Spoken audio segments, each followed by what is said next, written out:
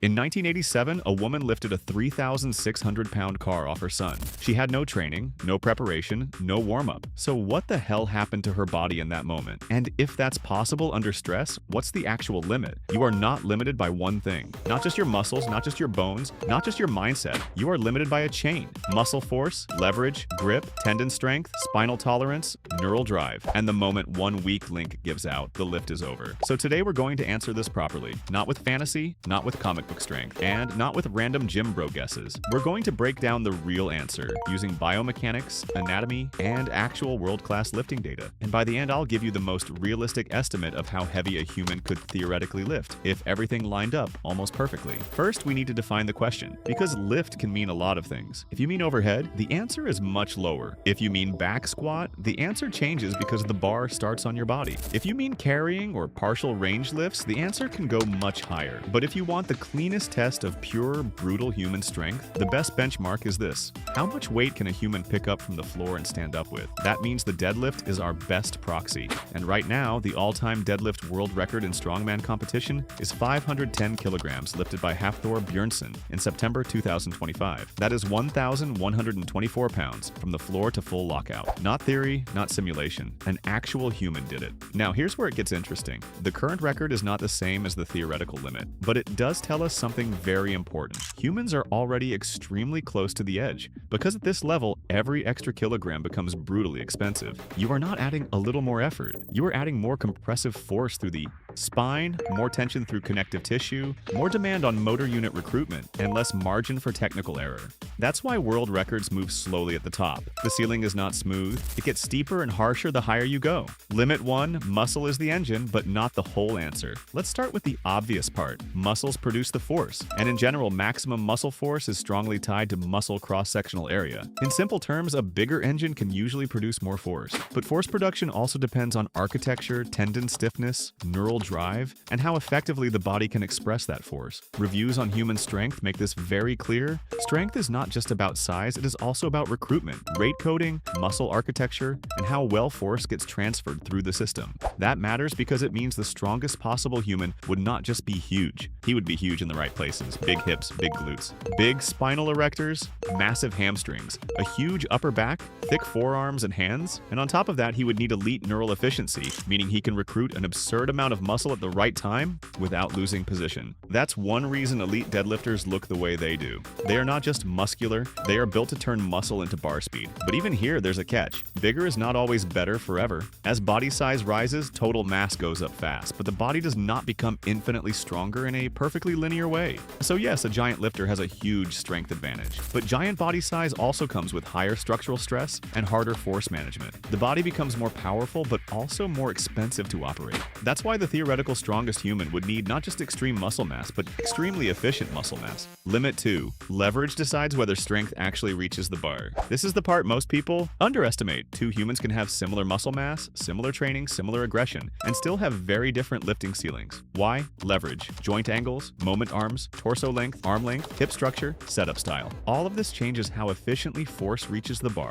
Research on deadlift biomechanics shows that technique and body proportions matter a lot, and even the difference between sumo and conventional style changes spinal and joint loading. One classic study on elite lifters estimated average L4/L5 compressive loads up to 17,192 newtons, and found that sumo style reduced the joint moment and shear force compared with conventional. Another study found that anthropometry influences which deadlift style a person tends to favor. That means the strongest theoretical human is not just the strongest man. He is the strongest man with the best possible deadlift structure. Long enough arms to shorten the pull, a torso and hip setup that keeps the bar close, back that can stay rigid under massive load, and leverages that reduce wasted motion. This is why some people can build a big squat but never a world-class deadlift. And it's why two monsters in the same weight class can have completely different ceilings. At the top, leverage is not a minor advantage, it is a multiplier. Limit 3, tendons and connective tissue have to survive the transfer. Your muscles are not directly lifting the bar, they are pulling on tendons, and tendons are the force transfer cables of the system. That matters because a human does not fail only when muscles are too weak. A human also fails when connective tissue cannot safely transmit the force being produced. The good news is that tendons adapt. Research shows strength training can significantly increase tendon stiffness and Young's modulus, which improves force transfer and may reduce injury risk. But tendon material properties are still finite. Human patellar tendon studies report substantial ultimate tensile strength,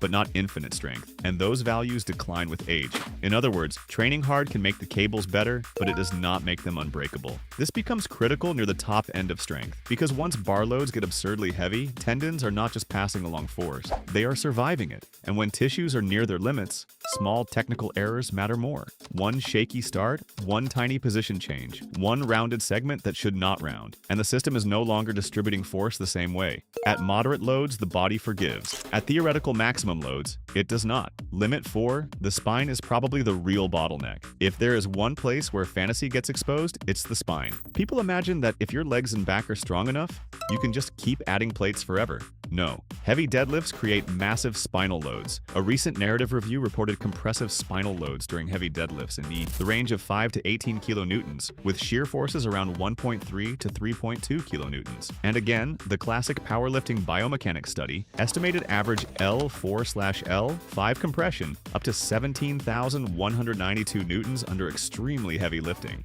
Now compare that with cadaveric lumbar data. A classic lumbar compression study found ultimate strength values ranging from 810 to 10,090 newtons in tested spine motion segments, and under compression with flexion, the first structures to fail were usually the end plate and adjacent spongy bone. Now, to be fair, you cannot compare those numbers one-to-one and say, okay, live humans break exactly here. Real lifters are alive, trained, braced, adaptive, and not cadaver segments on a test rig. But the big picture is still obvious. The spine is not an unlimited steel column. It is a biological structure that tolerates enormous load, but only within position and tissue limits, and that is why the theoretical ceiling does not rise forever with muscle mass. Sooner or later, the structure carrying the force becomes the limiter. Not your willpower, not your motivation, the structure. Limit 5, the nervous system has to let you use what you have. Even if a human had the perfect body, perfect leverage, and monstrous muscle mass, there is still one more barrier. Can the nervous system actually express all of that force? Strength science consistently shows that maximal force is shaped not only by morphology, but by neural factors, motor unit recruitment, rate coding, synchronization, and inhibition. In plain English, your body does not just need the hardware, it needs the software to fire it at maximum intensity. That's why elite strength athletes are not simply big. They are neurologically trained to produce force, to stay tight, to coordinate the pull, to hit the floor with intent, to keep the bar path brutally efficient.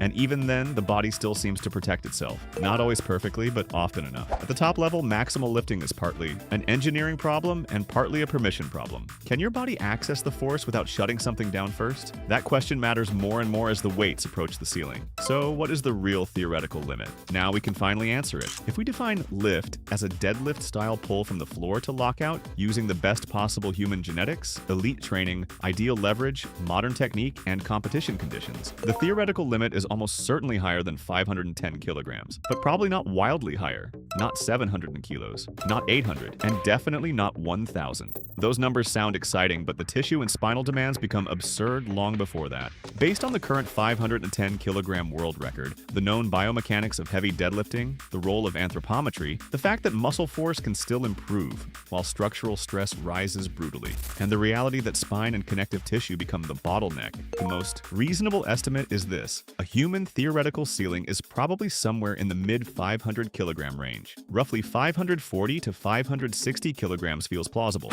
and 600 kilograms feels like the extreme outer edge of plausibility, not the likely destination. That estimate is an inference from the evidence, not a directly measured lab value, but it fits the current record landscape and the mechanical constraints we actually know about. So if you want the simplest answer, here it is. The human body can probably lift a little more than the best humans already have, but not dramatically more, because the strongest possible human is not limited by one giant muscle. He is limited by the weakest point in a brutally overloaded system. And when the whole system is near max, even tiny improvements are legendary. That is why a 10 kilogram world record jump at this level is not small. It is enormous. It means the species moved the ceiling. Maybe not by much, but by enough to matter. If this video helped you think about strength in a completely different way, like the video, subscribe for more science-based breakdowns that go deeper than the usual gym myths. And comment below, what's your number? Do you think the true ceiling is 530 kilos, 550, or can a human actually reach 600?